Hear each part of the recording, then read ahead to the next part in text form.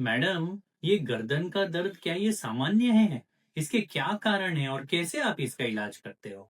Yes, it's very common. Neck pain is very common and I've seen so many patients जिनको neck pain रहता है और वो दर्द कभी कभी हाथों में भी उतरने लगता है, हाथों में उन्हें झंझनाहट, सुन्नीपन महसूस होता है। एंड इन हाथों में दर्द का उतरना is because of the nerves जो हमारे नेक से होके आती है, हाथों को सप्लाई करती हैं। And friends, now I tell you about cervical radiculopathy. Neck pain, उसको हम कॉमन टर्म से बोलते हैं सर्वाइकल स्पॉन्डाइलोसिस। और जब ये नेक पेन आपके हाथों तक आने लगे तो it is called as cervical radiculopathy. Any kind of pain, numbness, tingling sensation आपके अपर शोल्डर में, अपर बैक में, नेक रीजन में, आर्म्स में, फोर आर्म्स में, अगर ऐसा हो रहा है तो it may be because of कि आपकी कहीं ना कहीं नेक रीजन में नस दब रही है। इसके लिए जरूरी है प्रॉपर डायग्नोसिस होना एंड आफ्टर दैट इसका प्रॉपर ट्रीटमेंट मिलना। सो पहले हम जानते हैं एक नॉर्मल से एनाटॉमी कि आखिर यह है दर्द कैसे होता है। तो हमारे सर्वाइकल रीजन में there are 7 vertebras, C1, C2, C3, इस तरह से अप टू C7। और उस वर्टिब्रा के बीच में होती है इंटरवर्टिब्रल डिस्क। इंटरवर्टिब्रल डिस्क के कारण अगर यह डिस्क नॉर्मली बाहर में न्यूक्लियस पल्पोसस होता है, अंदर इसकी संरचना जो होती है that is nucleus annulus. Any disc degeneration, किसी भी कारण से अगर डिस्क खराब हो रही है, किसी भी कारण से इसका वाटर लॉस हो रहा है, तो डिस्क हर्निएट होके दो वर्टिब्रा के बीच में जो डिस्क होती है वो वहां से थोड़ी सी बाहर निकल के आ जाती है। और जब डिस्क हर्निएट हो जाती है तो आसपास जो नर्व्स है उस पे दबाव पड़ने लगता है और वो दबाव के कारण से नस में इन्फ्लेमेशन होता है और इंसान को या मरीज को दर्द महसूस होता है। धीरे धीरे डिस्क बल्ज होता है। डिस्क बल्जिंग के कारण से बाद में ऐसी भी प्रॉब्लम आती है कि कैनाल स्टेनोसिस हो जाता है। अब जानेंगे कि कैनाल स्टेनोसिस क्या होता है। जब भी हमारी जो इंटरवर्टिब्रल these वर्टिब्रास जो होते हैं उसके पास से नली होती है जिसको हम कैनाल बोलते हैं। और जब ये डिस्क फट के बहुत ज्यादा बाहर आ जाती है तो ये नली को सिकोड़ देती है और उस नली से निकलने वाली जो भी नसें होती हैं उन पे दबाव पड़ता है, नसों में इन्फ्लेमेशन होता है और यह है एक दर्द का कारण बन जाती है। दूसरा क्या कॉज हो सकता है? एक आपने देखा डिस्क डिजनरेशन, एक आपने देखा canal stenosis, third is facet arthropathy.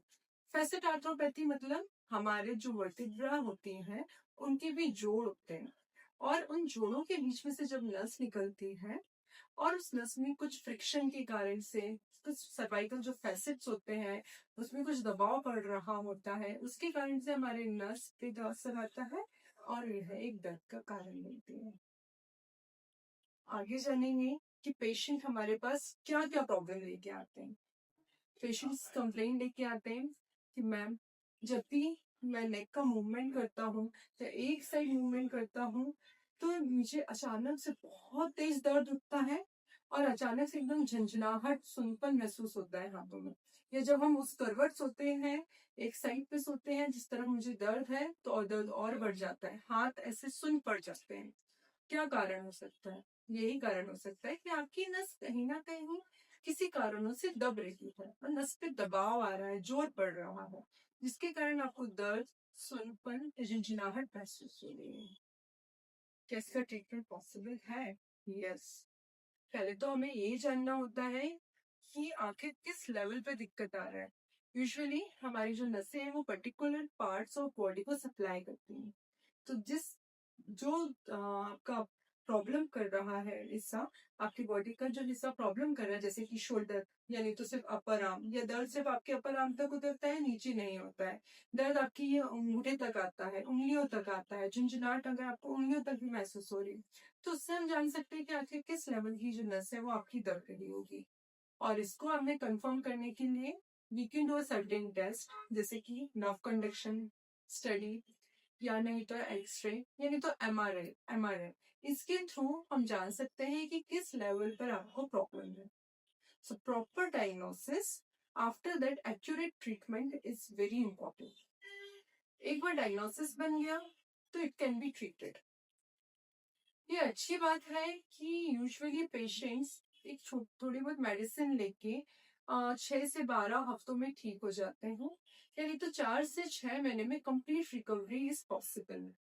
But अगर इसका अच्छे से ट्रीटमेंट ना किया जाए और यह लंबे समय तक अगर आपका दर्द बना रहे तो यह आगे चल के आपको दिक्कत कर सकता है. तो ट्रीटमेंट क्या पॉसिबल है? Like physiotherapy of the particular affected area. Most important changes in lifestyle, posture.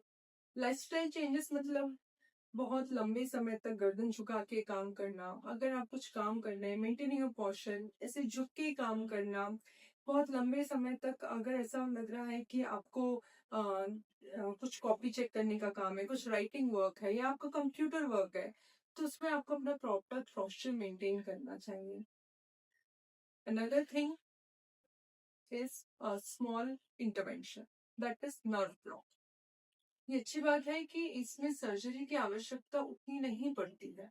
एक छोटे से नर्व ब्लॉक जिसको हम एपिड्यूरल स्टेरॉइड इंजेक्शन बोलते हैं, उसके थ्रू में इस दर्द से आपको रिलीफ मिल सकता है.